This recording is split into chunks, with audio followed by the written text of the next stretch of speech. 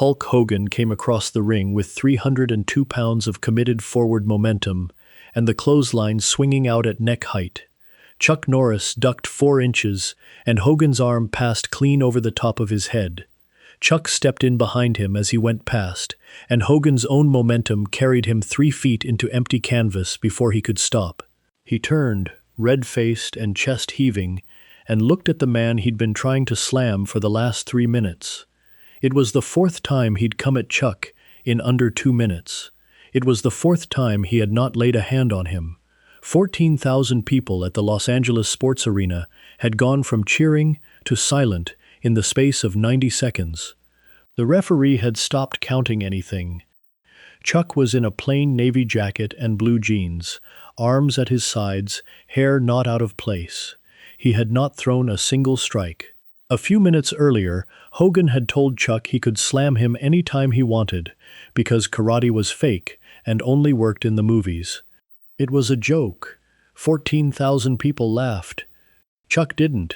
What happened in the next 7 minutes on that canvas at Wrestlemania 2 was the only real fight Chuck Norris and Hulk Hogan ever had.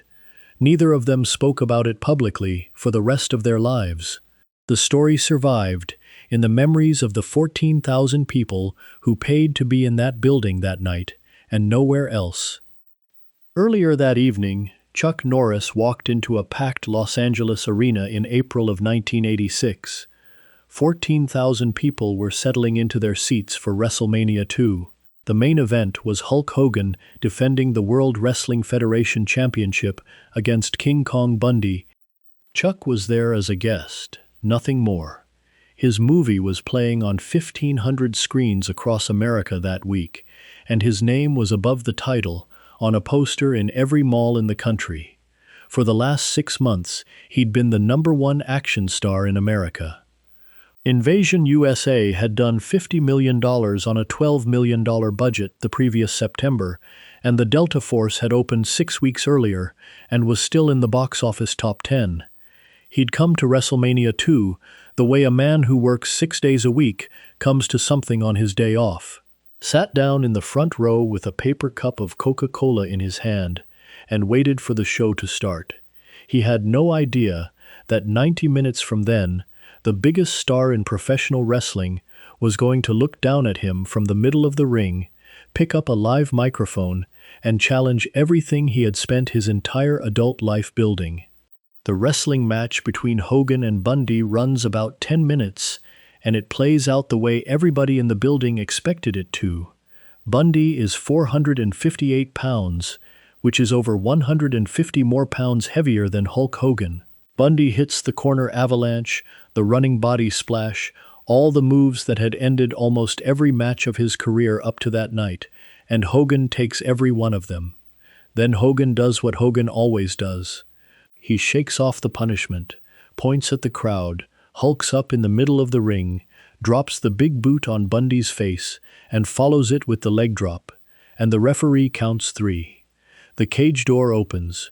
Hogan climbs the rungs slowly, playing to every camera on the way up, and drops down to the arena floor on the outside. The belt goes back over his shoulder. He climbs back through the ropes and starts the victory circuit, walking the perimeter of the ring the way he has walked the perimeter of 1,000 rings before. Hands up, belt raised, turning his face toward each section of the crowd in sequence, and giving each section its moment. He's somewhere between the east corner and the south side of the ring when he notices something in the front row. He recognizes the face. Everyone around Chuck is on their feet. Elvira is standing. Ricky Schroeder is standing. The 2 Canon executives are standing. The whole front row is up, cheering, waving, doing what people in front rows do at moments like this. Chuck is sitting down with his cup of Coca-Cola in his hand, watching the champion walk his circuit with the quiet attention of a man reading a book. Hogan stops walking. The people in the ring notice first, then the people at ringside, then the first 10 rows, and then, in a wave that moves outward, the whole building notices, because an arena always notices when the biggest man in the ring stops moving. 14,000 pairs of eyes turn to see what he's looking at. He recognizes Chuck straight away. Everybody in America knows what Chuck Norris looks like, and Hogan has seen the Delta Force twice. A grin spreads across his face, the grin of a performer who has just been handed his next money move. He walks to the ropes closest to the front row, leans on the top rope, and asks the timekeeper for the microphone. 14,000 people go quiet in a single breath, the way they always do when Hogan raises a microphone, and he waits a beat, milking it, before he starts talking. "Brother, do you see who's sitting right here in the front row?" The crowd looks. That right there is Chuck Norris, the toughest man in the movies, the #1 action star in America, the man who took on the whole Viet Cong army by himself in Missing in Action. The Delta Force himself, live and in person at Wrestlemania 2. The building erupts. Chuck raises a hand from his seat, waves it off, in that quiet American way of a man acknowledging attention he has already received enough of, smiles at the crowd, and stays in his seat.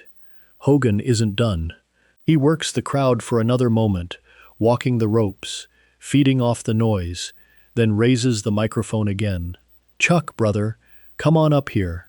Chuck shakes his head, a small, polite shake. He points at the empty middle of the ring and mouths, "This is your night." The grin gets wider. "Come on, Chuck, let's give these people what they came for. Show these Hulkamaniacs what happens when the 24-inch pythons meet the Karate Man." People in the crowd started slowly chanting, and this is the moment Chuck's face changes for the first time, just a small shift behind the beard. He leans over and says something to the man next to him, and the man shakes his head. Chuck looks back at the ring. Then he says something into the space between his seat and the ropes that the ringside microphones on the ESPN broadcast pick up clearly. "Hulk, I came to watch." And this is the moment the night could have ended right there. Hogan could have laughed and moved on, finished the victory circuit, gone backstage, and the whole thing would have been a nice moment on a wrestling broadcast that nobody talks about anymore. But Hogan doesn't let it end.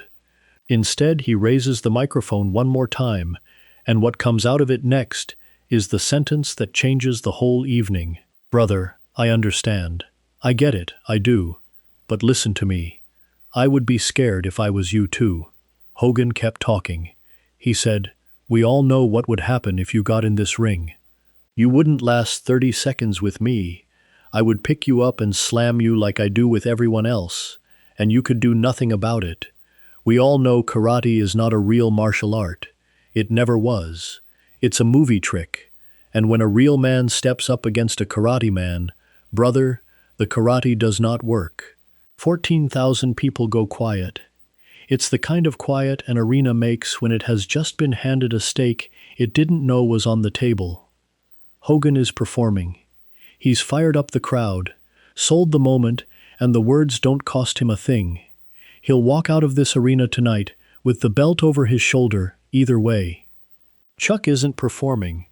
Chuck has spent his entire adult life on karate, and a wrestler with a microphone has just told 14,000 people and 3 million more at home that all of it is fake. Chuck sits quietly for a moment, the way a man sits when he's finishing a thought. Then he sets the paper cup of Coca-Cola down on the floor beside his chair and stands up. The people around him register the movement, the way people register something moving that they weren't expecting to move. Ricky Schroeder has his mouth open. Elvira has stopped waving. Robert Conrad has taken a small step back. The reaction moves outward through the building like a wave through water. What was cheering 30 seconds ago has become a charged and held quiet. The quality of attention of 14,000 people who have realized at the same moment that they are no longer watching the show they came here to watch. Chuck walks to the ring steps, climbs them, and steps through the ropes. Still in the navy jacket and the blue jeans and the brown boots. He doesn't take the jacket off. He doesn't roll up his sleeves. Whatever he came in here to say, his body isn't going to be the thing that says it.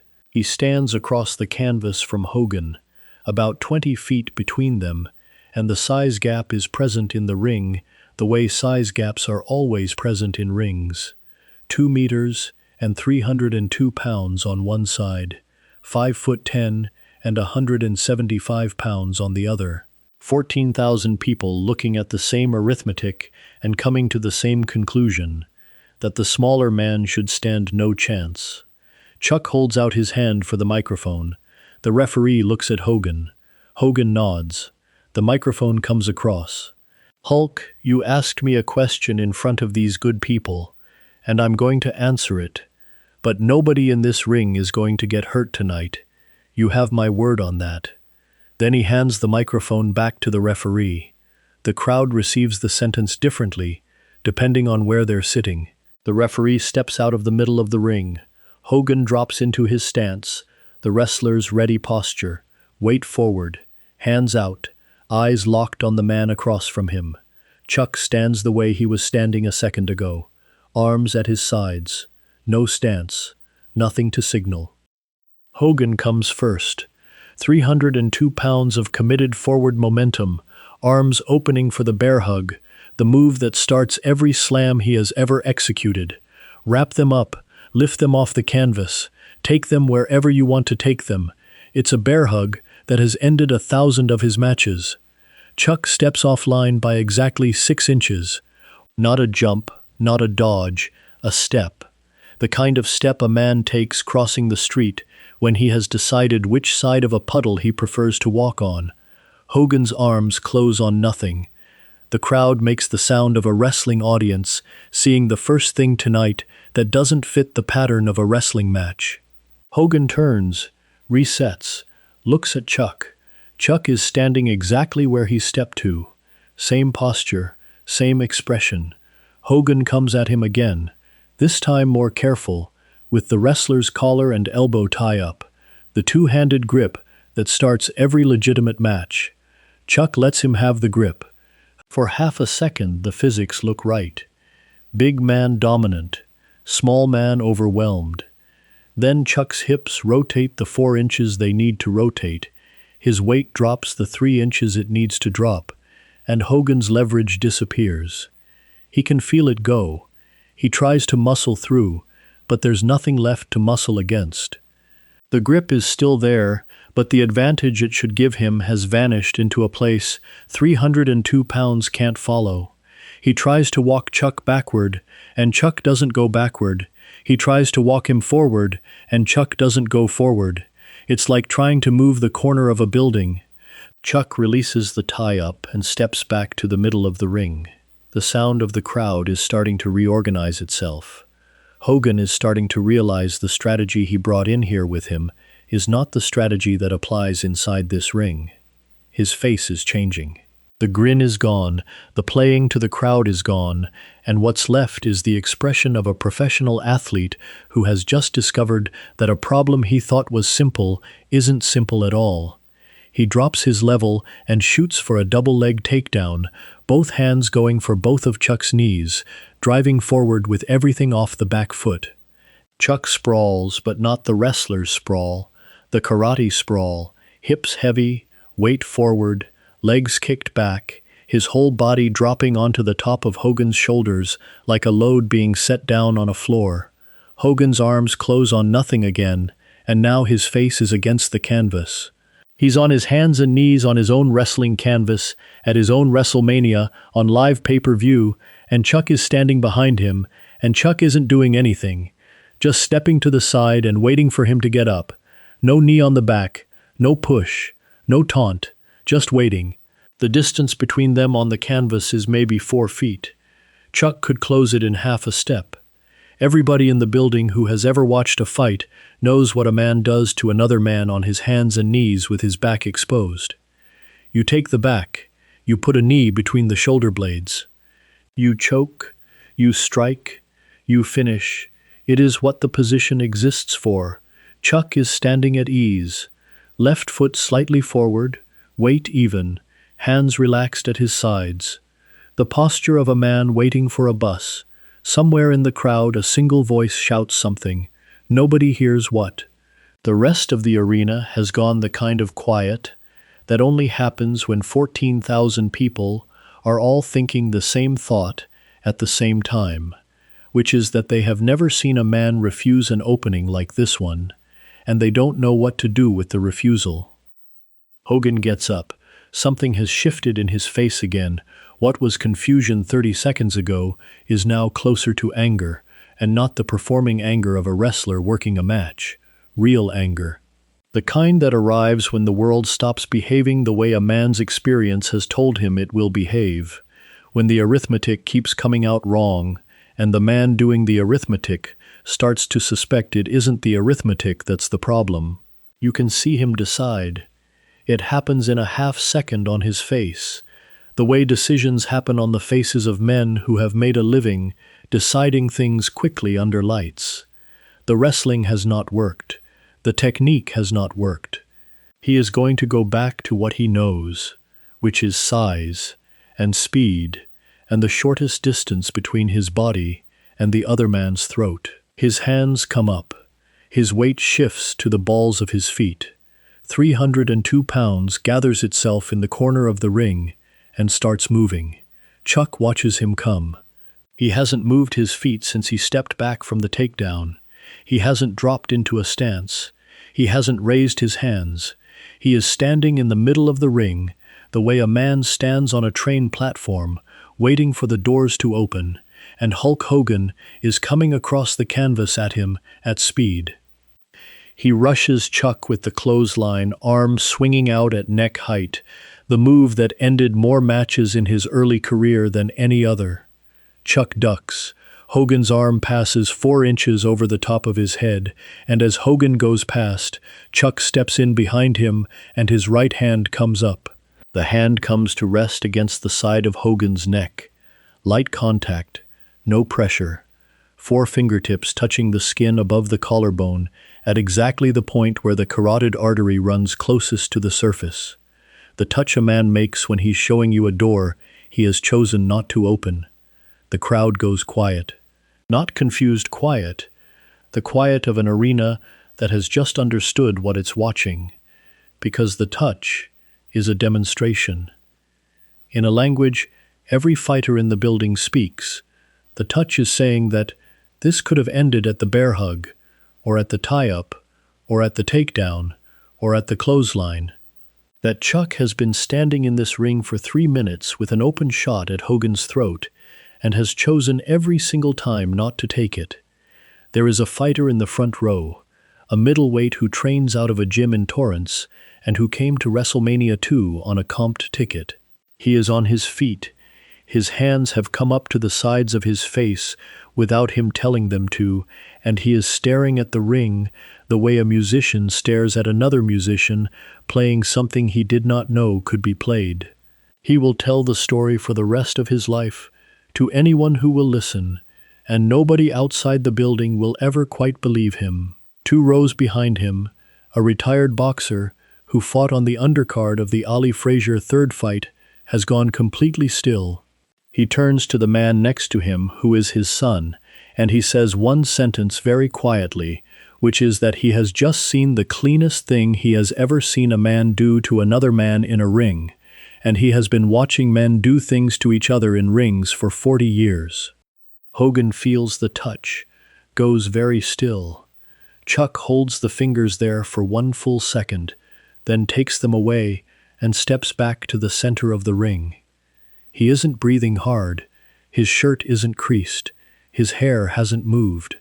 Hulk, try the slam, the one you asked for. I won't move. He says it quietly but loud enough for the ringside microphones to pick it up clean. Hogan looks at him. 14,000 people are holding their breath. So is the referee. So is the producer in the truck. Every camera in the building is locked on the 2 men in the middle of the ring. Hogan walks the 10 feet between them slowly and wraps Chuck around the waist, the way he wraps every man he has ever slammed. Forearms meeting in the small of the back, grip textbook, weight set.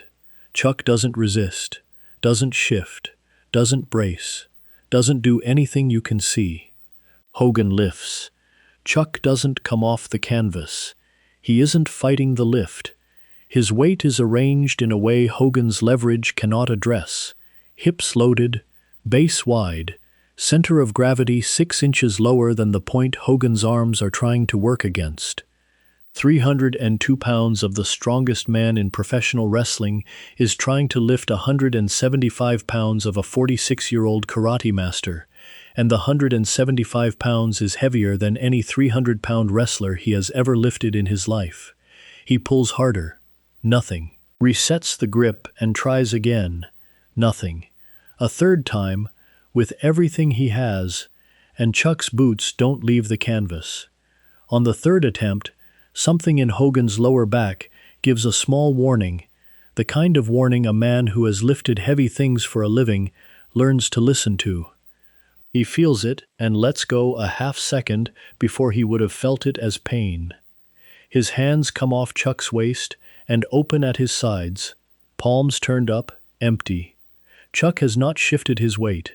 His feet are exactly where they were when Hogan first set the grip. Not braced, not planted, not doing anything a wrestling coach would recognize. Just standing on the canvas the way a fence post stands in the ground, the whole of him pointed downward into a place Hogan's leverage cannot get underneath. The referee is watching from 6 feet away, with the expression of a man who has been officiating professional wrestling matches for 22 years and has never been less sure what he is looking at. The arena watches in a silence that has no precedent in the building. Hogan releases the grip and steps back, arms hanging at his sides, chest heaving, face red. He is looking at Chuck the way a man looks at something he cannot account for. Chuck speaks very quietly. The ringside microphones almost miss it. "Hulk, that's karate. It isn't the kick, it's knowing where you are." Hogan is quiet for a long moment, the longest he has ever been quiet on a wrestling canvas. The quiet of a man revising something inside himself he didn't know was going to need revising tonight. Then he walks over to the referee, takes the microphone, and raises it. He isn't speaking to the crowd, he's speaking to Chuck. "Chuck, I called karate fake, in front of these Hulkamaniacs, on live television, and I was wrong. I take it back." Then he does the thing his body hasn't done in a professional wrestling ring in 15 years, which is lower itself. He bows. Not deep, not theatrical. The flat, honest bow of a man acknowledging a teacher, 2 meters of him bending at the waist and holding it there for 2 full seconds. Chuck bows back. Same depth, same weight.